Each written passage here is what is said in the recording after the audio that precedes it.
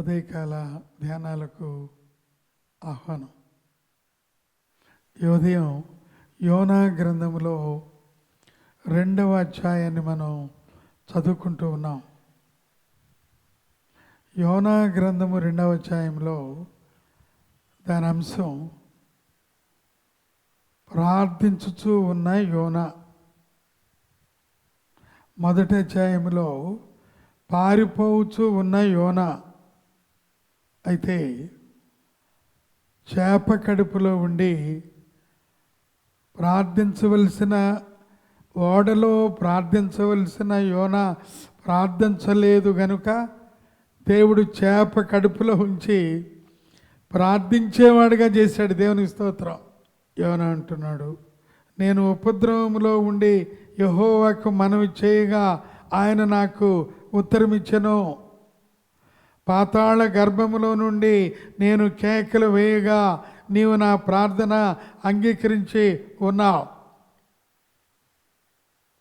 ఇది భారంతో కూడిన ప్రార్థన, ఒప్పుకోలుతో కూడిన ప్రార్థన, దేవుని దగ్గర సరిచేసుకునే ప్రార్థన.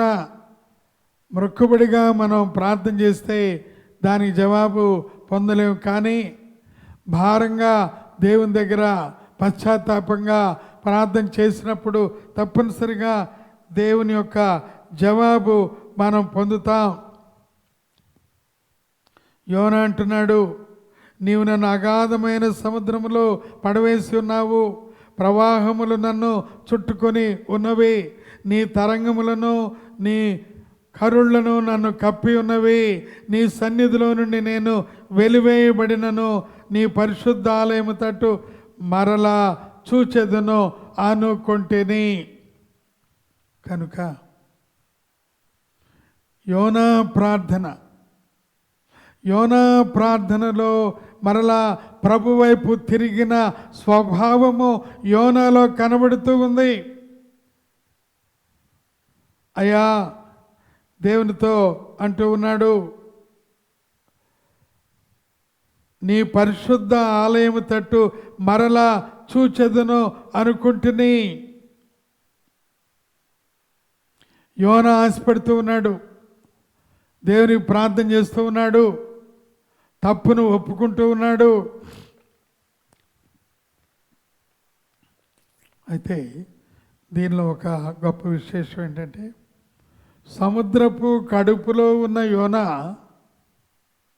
చనిపోకుండా 3 దినాలు ఉండేట్లుగా దేవుడు మత్స్యమునకు ఆజ్ఞ ఇచ్చి ఉండెను గనుక ఆ మత్స్యములో ఉన్న ఆ యొక్క జఠరా శక్తి అవన్నీ మానుకుని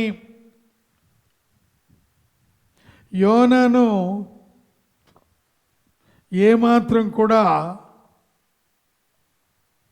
ఆ మత్స్యము యోనాను మృంగివేసిందే కానీ యోనాను జీర్ణించుకోకుండా ఆ యొక్క మత్స్యము దేవుని మాట వినగలిగింది. ఈ ఉదయకాలంలో మనం గమనిస్తున్నాం, జంతువులు దేవుని మాట వింటూ ఉన్నాయి, గాడిదలు దేవుని మాట వింటూ ఉన్నాయి.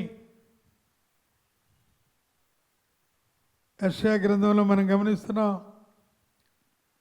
ఆకాశమా ఆలకించము, భూమి చెవియొగ్గుము, నేను పిల్లలకని వారిని గొప్పవారినిగా చేస్తున్నాను, వారు నా మీద తిరుగుబాటు చేస్తున్నారు. ఎద్దు తన కామందును ఎరుగును, గాడిద తన సొంత వారిని దొడ్డెను తెలుసుకొనెను. గాడిదలు, ఎద్దులు, ఇక్కడైతే మత్స్యము దేవుడు చెప్పిన మాట వింటూ ఉన్నాయి, సృష్టి దేవుడు చెప్పిన మాట వింటూ ఉన్నాయి. కానీ దేవుని స్వరూపములో చేయబడిన వ్యక్తి మనం మాత్రం ఆయన మాట మీరుతూ ఉన్నాం, ఆయన మాట వినటం లేదు.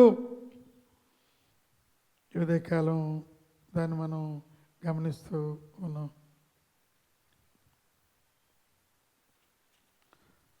యోనా అంటున్నాడు 7వ వచనంలో, కోపములో నుండి నా ప్రాణము నాలో మూర్ఛిల్లగా నేను యెహోవాను జ్ఞాపకము చేసుకుంటుని నీ పరిశుద్ధ ఆలయములోనికి నీ వద్దకు నా మనవి వచ్చను. అతిక్రమములు దాచిపెట్టువాడు వర్ధిల్లడు,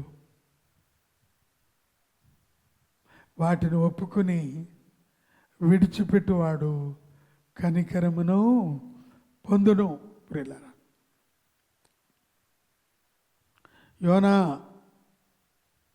తన పాపమును ఒప్పుకుంటూ ఉన్నాడు. కీర్తనకారుడు అన్నాడు, నా పాపమును కప్పుకొనక నా పాపమును ఒప్పుకుందుననుకుంటూనే అన్నాడు. 8వ వచనంలో అసత్యమైన వ్యర్థ దేవతల యందు లక్ష్యముంచువారు తమ కృపాధారములు విసర్జించురు.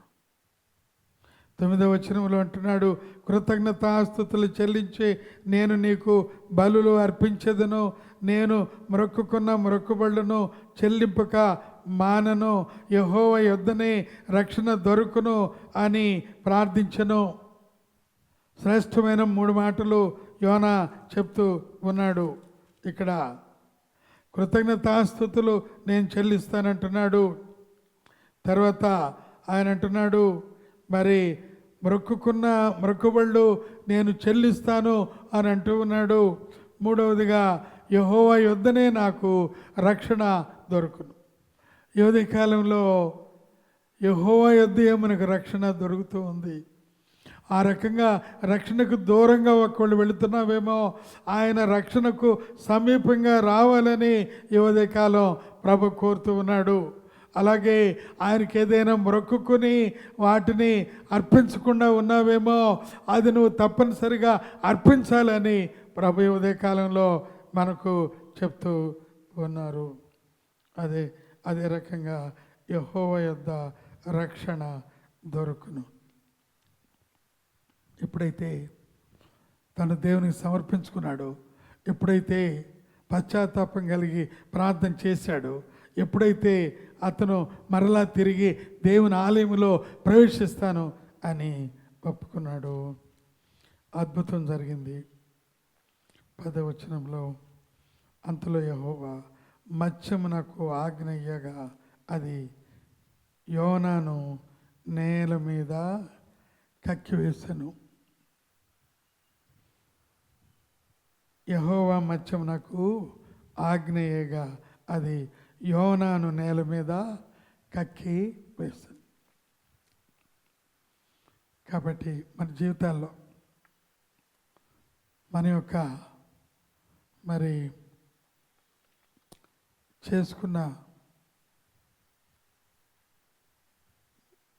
దైవ ప్రణాళికకు వ్యతిరేకమైన కార్యాలు మనలో ఉంటే తప్పనిసరిగా మనం మత్స్యపు గర్భంలో పడిన దానికంటే ఇంకా భయంకరమైన అపాయంలో ఉన్నప్పుడు మనం కూడా దేవుని దగ్గర మొరబెట్టుకుంటే తప్పనిసరిగా ప్రభు మనలను బయటకు లేవనెత్తాడు.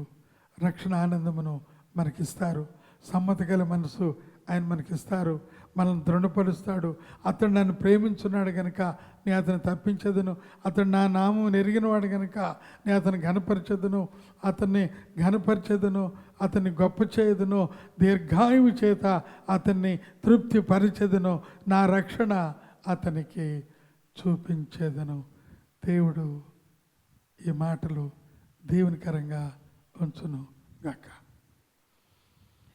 మహోన్నతుడైన మా గొప్ప తండ్రి, స్తోత్రాలు, స్తుతులు, వందనాలు. ఆశ్చర్యకరుడు నీ దాసుడైన యోనా ప్రార్థించాడు, ప్రార్థనాత్మను ఇచ్చావు. ప్రార్థన లేమిలో ఉన్న నాతో మాట్లాడావు. నన్ను ప్రార్థించేవారుగా చేయండి. యేసయ్య నామములో అడిగి ఉన్నామా తండ్రి, ఆమేన్.